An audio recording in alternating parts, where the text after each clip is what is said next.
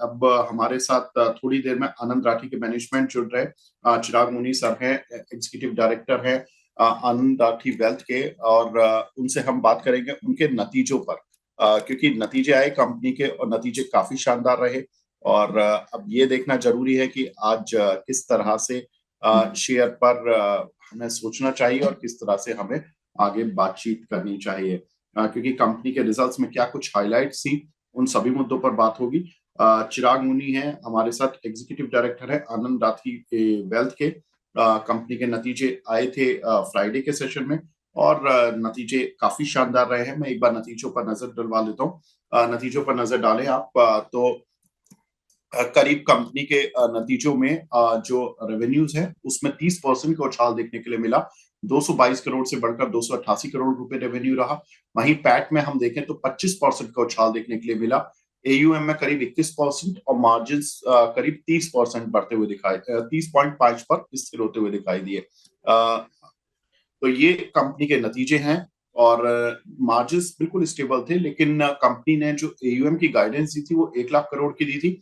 हालांकि कंपनी के एयूएम में उतनी ग्रोथ तो नहीं आई है, लेकिन कंपनी ने जो अगले फाइनेंशियल ईयर के लिए जो गाइडेंस दी है वो 1,20,000 करोड़ रुपए के एयूएम की दी है। जनरली कंपनी एयूएम और बाकी अपने सारे टारगेट्स पूरी करती रही है। कि ये क्वार्टर चूंकि सबको ही पता है कि ग्लोबल अनसर्टेनिटी की वजह से खराब था, तो वन ऑफ क्वार्टर हम कह सकते हैं कि कंपनी की तरफ से खराब देखने के लिए मिला है, इस सेंस में कि यहाँ पर एयूएम के टारगेट्स पूरे नहीं हुए। बाकी कंपनी ने जो ग्रोथ दिखाई है वो काफी बेहतरीन दिखाई है, और आज काउंटर बिल्कुल फ्लैट है। कोई ऐसी ज्यादा प्रॉब्लम नहीं है। एक बार आई वुड रिक्वेस्ट, अगर सुरेश अगर सर जुड़ चुके हो हमारे साथ तो उनको कनेक्ट करा दीजिए टीम। चिराग मुनी सर अगर वो जुड़ चुके हैं तो प्लीज हमारे साथ कनेक्ट करा दें। आई थिंक वो जैसे ही जुड़ेंगे हम उनसे बात करेंगे। तो यहाँ पर चिराग मुनी सर का वेट हो रहा है। और जी, Chirag sir, hi, good morning, thank you so much for joining in. And firstly, I would like to congratulate you that you have shown these kind of results in this kind of scenario, जहां पर कि 22 से 30% की growth आपके revenues and profit में आती है। हालांकि इस बार एयूएम के आपके टारगेट्स, मुझे क्या पूरी स्ट्रीट को लग रहा था कि तीसरे क्वार्टर में ही आपके शायद ऑलमोस्ट आप पूरे होने के कगार पर थे, लेकिन एयूएम के टारगेट से थोड़ा दूर रह गए। और लेकिन आपने गाइडेंस बहुत अच्छी दी है 1,20,000 करोड़ की। सर, और क्या कुछ खास रहा है नतीजों में? नमस्कार विवेक जी। सबसे पहले तो धन्यवाद, आपने आमंत्रित किया आपके साथ वार्तालाप करने के लिए, और आपके दर्शकों को भी नमस्कार। या जी बिल्कुल, आई थिंक रिजल्ट फिर भी शानदार रहा है। और जैसे आपने देखा है कि लास्ट 18 क्वार्टर से हम कंसिस्टेंटली 20% के ऊपर पैट ग्रोथ देते आए हुए हैं, और हमारी यही कोशिश रहती है कि 20 से 25% की हम ये ग्रोथ दें।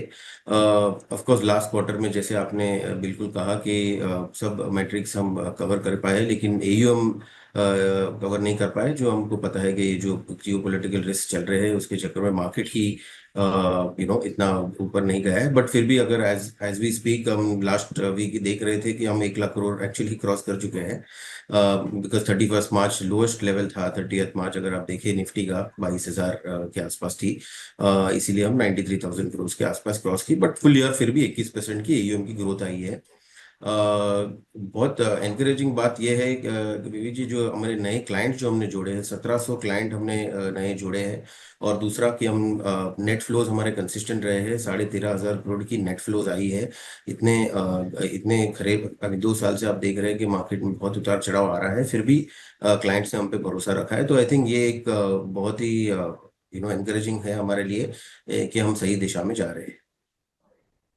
बिल्कुल ठीक है। सर, आपके जो एक्टिव क्लाइंट बेस है, ये मैं देख रहा था कि इस फाइनेंशियल ईयर में 11,732 से बढ़कर 13,395 हुआ है। और कंपनी के पास कुल 401 आरएम्स हैं, जिनमें क्लाइंट पर आरएम भी ग्रोथ आई है। इसके बारे में बताएं सर, क्लाइंट से क्या इंटरेक्शन हो रहा है? क्या वो डर गए हैं इस ग्लोबल अनसर्टेनिटी में? जी देखिए विवेक जी, हमने एक कोशिश हमेशा रखी है कि जो हम पोर्टफोलियो जो हम डिजाइन करते हैं क्लाइंटों के लिए, उसमें हम रिस्क पे बहुत तवज्जो देते हैं। और अगर देखें तो ओवरऑल पोर्टफोलियो इस तरह डिजाइन किया गया है कि हम 14-15% रिटर्न की एक्सपेक्टेशन रखते हैं। बट जो रिस्क है वो 0.6% बीटा हम बोलते हैं विद रिस्पेक्ट टू निफ्टी। मतलब अगर निफ्टी का रिस्क 1 है तो हम 40% निफ्टी से कम रिस्क रखते हैं, पूरे पोर्टफोलियो में कोशिश रखते हैं। बिकॉज जब भी मार्केट गिरता है तो हमारा पोर्टफोलियो थोड़ा कम गिरता है। इसी समय में हमारे जो एग्जिस्टिंग क्लाइंट्स है, जो ऑलरेडी इतने साल से हमारे साथ काम कर रहे हैं और इतने सारे साइकिल्स देख चुके हैं, तो वो और भी उनको कॉन्फिडेंस है। इनफैक्ट जब मार्केट गिरता है, क्योंकि हम कम गिरते हैं, तो वो और पैसे ऐड करने की कोशिश करते हैं। तो आप इसीलिए हमारा नेट फ्लो अगर आप देखें तो काफी हाई रहा है। जब नए क्लाइंट्स आते हैं, ऑफकोर्स हम उनको पहले से ही लॉन्ग टर्म की जो हम बात करते हैं कि वॉलेटिलिटी तो रहने वाला है, किस तरह हम वॉलेटिलिटी को नेविगेट करें और क्या क्या हम डेटा पॉइंट्स देखें, क्या क्या मैथमेटिकल पॉइंट्स देखें वहाँ पे।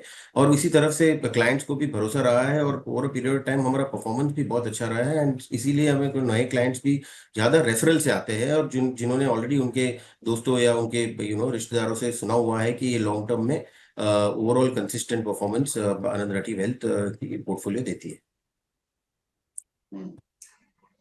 शेयर होल्डर के लिए सर अच्छी खबर आपने डाली दी है कि 1:1 का आप बोनस अनाउंस कर चुके हैं इस रिजल्ट्स के साथ।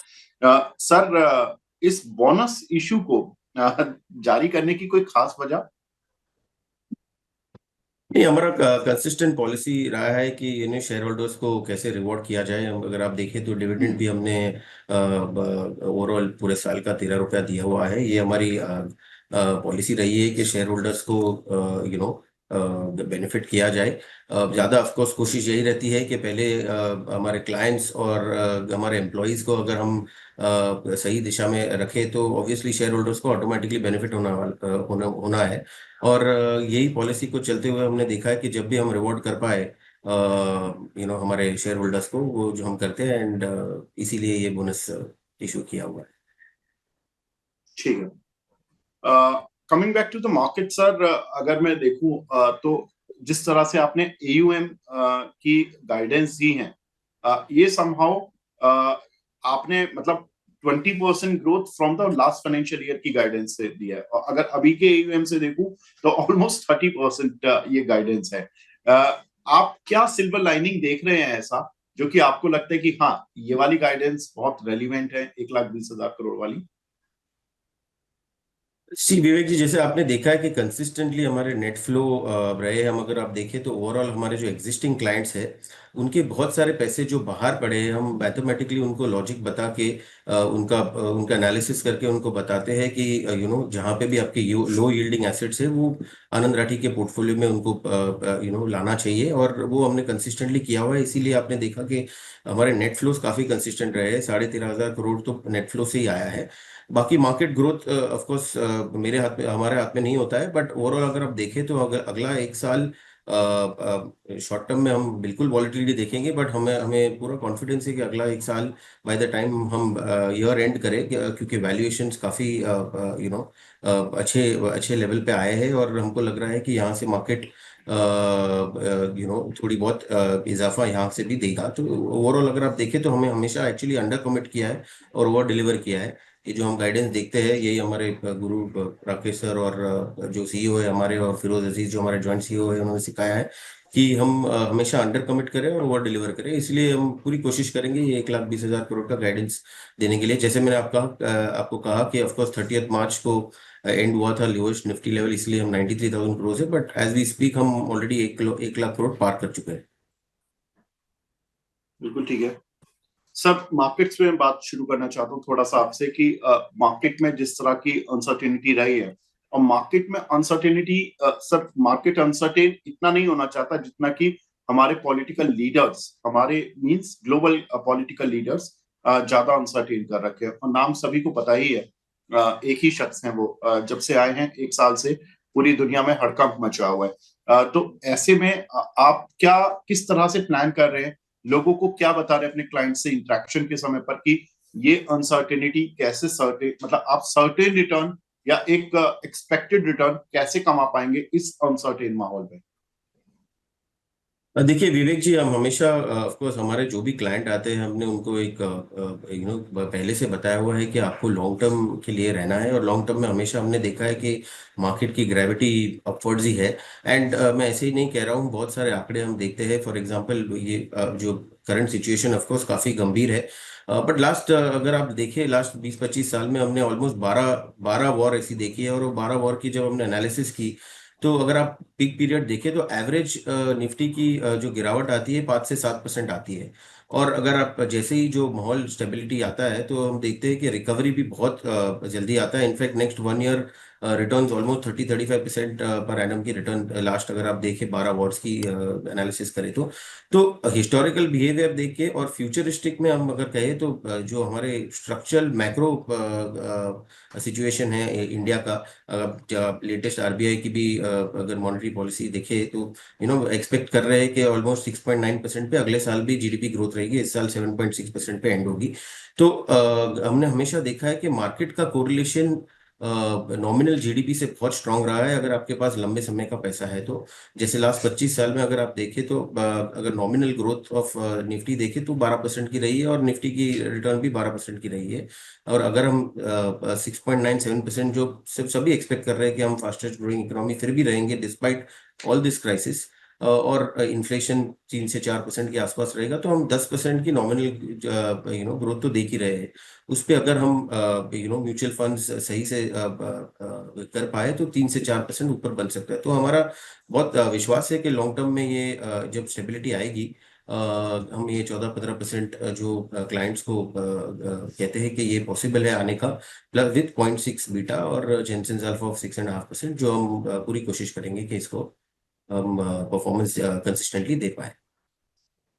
ठीक है सर, क्रूड ऑयल ये सबसे ज्यादा वल्नरेबल रहा है, और इसका इतिहास हम 2008 से देख रहे हैं। मतलब जब क्रूड ने लाइफ टाइम हाई लगाया था, सडनली $147 गया था, तब से हम आज तक इसका इलाज नहीं कर पाए हैं। और जब जब क्रूड $100 के पार पहुंचता है तो इंडिया की टेंशन हमेशा दूर बढ़ जाती है, और जो एफआईज का आउटफ्लो होता है वो बहुत तेज हो जाता है। अगर हम बारिंग फ्राइडे का एक डेटा देख लें जहां पर कि एफआईज काफी दिनों बाद बायर बने थे, लेकिन अगर आप उससे पहले का डेटा उठाकर देखोगे तो बहुत हॉरिबल था। ऑलमोस्ट $1 बिलियन का वो डेली बेसिस पर आउटफ्लो कर रहे थे। सर, जब आपकी अपने सर्कल में बात होती है, पोर्टफोलियो मैनेजर्स, फंड मैनेजर्स, आप लोग जब बैठते हो एक साथ मीटिंग में, और क्रूड पर चर्चा तो होती होगी, पक्की बात है, तो क्या बात होती है कि मतलब ये क्रूड का परमानेंट सॉल्यूशन क्या है, और मार्केट कैसे इससे दूर बचेगा? मतलब क्या सॉल्यूशन है इस चीज का? देखिए आपने सही कहा कि ऑफ कोर्स हमारा डिपेंडेंसी ऑयल का जो है वो काफ़ी ज़्यादा है, और अभी जो क्राइसिस चल रहा है वो पूरा ऑयल पे जो इम्पैक्ट आ रहा है वो हमेशा हमने देखा है। और लास्ट 2008 में जब आई थिंक $148 क्रूड चला गया था।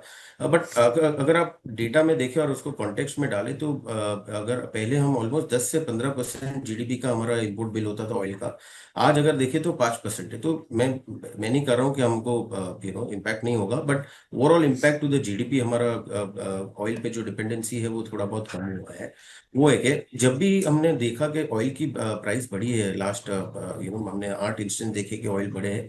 एक्चुअली रिटेल इन्फ्लेशन पे अगर आप आंकड़े देखें तो इतनी इम्पैक्ट नहीं आई है, क्योंकि जो गवर्नमेंट भी है वो धीरे धीरे पास ऑन करता है। इनफैक्ट ऑयल का भाव एक 100-150% बढ़ जाता है, लेकिन जो पेट्रोल डीजल का भाव हमने देखा है वो 10% ही बढ़ता है, जो हमने लास्ट 8 इंस्टेंस देखे हुए हैं। तो अगर आप आंकड़े देखें तो ये वो हिसाब से देखें तो इम्पैक्ट काफी है। ऑफ कोर्स शॉर्ट टर्म में हमको बिल्कुल तकलीफ होने की प्रोबेबिलिटी है। बट जैसे मैंने कहा कि जैसे ये स्टेबिलिटी आता है, बिकॉज ये कोई भी इकोनॉमी को ऑयल अगर हायर लेवल पे है तो वो सस्टेन नहीं हो पाएगा ओवरऑल ग्लोबल इकोनॉमी। तो of course sense will prevail, and overall जब ये स्थिरता थोड़ी बहुत आएगी जो हमने रशिया यूक्रेन के टाइम पे देखा था, तो स्थिरता आती है तो वापस ऑयल प्राइसेस नॉर्मलाइज हो जाते हैं। तब तक थोड़ी बहुत तकलीफ रहेगी, लेकिन आज जो हम स्थिति में हैं, जैसे आपने बिल्कुल कहा कि F I eyes lock stock and barrel, आपको मतलब ऐसा परसेप्शन है कि लॉक स्टॉक एंड बैरल बेच रहे हैं, बट अगर वो भी मैं अगर आपको कॉन्टेक्स्ट में बताऊं, जैसे लास्ट ईयर 1,75,000 करोड़ जितना बेचा था एफ आई आईज ने, बट अगर ओवरऑल होल्डिंग का परसेंटेज देखे तो FI about 75-80 lakh crore hold करता है इंडियन लिस्टेड स्पेस में। तो 1-2% एक्चुअली उन्होंने बेचा हुआ है, और अभी के भी आंकड़े में बताऊं तो अबाउट 1% ये कैलेंडर ईयर में बेचा हुआ है। तो कॉन्टेक्स्ट में डाले तो इतने भी उन्होंने अभी तक सेल नहीं किया है। नंबर्स बड़े लार्ज लगते हैं, बट परसेंटेज टर्म्स में आप देखें तो 2 से 3% की उनकी सेल हुई है। दूसरा, हम indicators of course domestic liquidity, एक मैं सबको ऑफ कोर्स डोमेस्टिकली सबको सराहना चाहूंगा, रिटेल इन्वेस्टर्स को स्पेसिफिकली, कि एसआईपी का पैसा स्टॉप नहीं हुआ है। In fact last month was the highest ever 32,000 crore की एसआईपी की नंबर आई है। और मार्च में लमसम आप नेट फ्लो भी देखें तो इक्विटीज में 40,000 करोड़ की हाईएस्ट एवर आई है। तो अगर आप देखें तो ओवरऑल जो इंडियन इन्वेस्टर है वो काफी लॉन्ग टर्म के हिसाब से अभी इन्वेस्ट करने लगा है। वो समझ चुके हैं कि लॉन्ग टर्म में अगर आप रखेंगे और इक्विटीज जैसा एसेट क्लास में आपको रिटर्न आने की प्रोबेबिलिटी ज्यादा है। तो वो एक डोमेस्टिक फ्लो बहुत स्टेडी रहा है। लास्ट ईयर भी डोमेस्टिक ने 7.5 लाख करोड़ खरीदा था। तीसरा, हम देखते हैं कि एक इंडिकेटर जो शॉर्ट टर्म में देख रहे हैं विवेक जी, कि स्मॉल कैप में भी अभी भी पैसा आ रहा है कि नहीं। क्योंकि जब भी स्मॉल कैप से अगर नेगेटिव हो रहा है तो मतलब रिटेल डर गया है। बट आप इवन ये महीने में भी लास्ट 10 दिन की मैं अगर फ्लोज देखूं जो हम ट्रैक करते हैं, वो काफी पॉजिटिव रहे। ये 2,000 करोड़ स्मॉल कैप फंड्स में आए हुए हैं। तीसरा, हम जो इंडिकेटर जो शॉर्ट टर्म में देखते हैं, जैसे मैंने कहा लॉन्ग टर्म तो मैक्रो डिसाइड करेगा और वैल्यूएशन डिसाइड करेगा, बट शॉर्ट टर्म में भी कैश मार्केट में आपको नेगेटिव दिख रहा है। बट जो मैं एक इंडिकेटर हम देखते हैं डेरिवेटिव मार्केट में, कि एफआईएस का लॉन्ग शॉर्ट रेशियो क्या है। और ये रेशियो ऑलमोस्ट पीक पे 92% पे, अगर वो शॉर्ट पे बैठे थे अराउंड वॉर के जब शुरुआत होने के पहले, और अभी अगर मैं लास्ट आंकड़ा देखूं तो ऑलमोस्ट 79% शॉर्ट पे बैठे हैं। मतलब काफी शॉर्ट्स काटे हुए हैं। एंड वो एक छोटा सा इंडिकेटर है जो दिखता है कि थोड़ा बहुत ये जो बॉटम फॉर्मेशन हम बोलते हैं, यहाँ पे आने की दिखने की क्षमता है। और जैसे मैंने कहा, जैसे ही स्थिरता आएगी, मेरा पूरा विश्वास है कि एफआईआईज अल्टीमेटली ग्रोथ को चेस करता है। और इफ इंडिया अगर 6.9% जीडीपी का ग्रोथ देने वाला है तो ऑब्वियसली बियॉन्ड द पॉइंट ये ज्यादा इग्नोर नहीं कर पाएंगे। ठीक है सर। आई नो कि आज समय की एक हमारी समय सीमा थी, and I took only your time till 11 o'clock, so it's already 11:04. तो thank you so much sir, and आपसे बहुत अच्छा लगा बात करके, और समय समय पर जुड़ते रहेंगे और रिजल्ट्स के साथ और मार्केट पर आपसे जानकारियां लेते रहेंगे। Thank you so much sir. Thank you Vivek.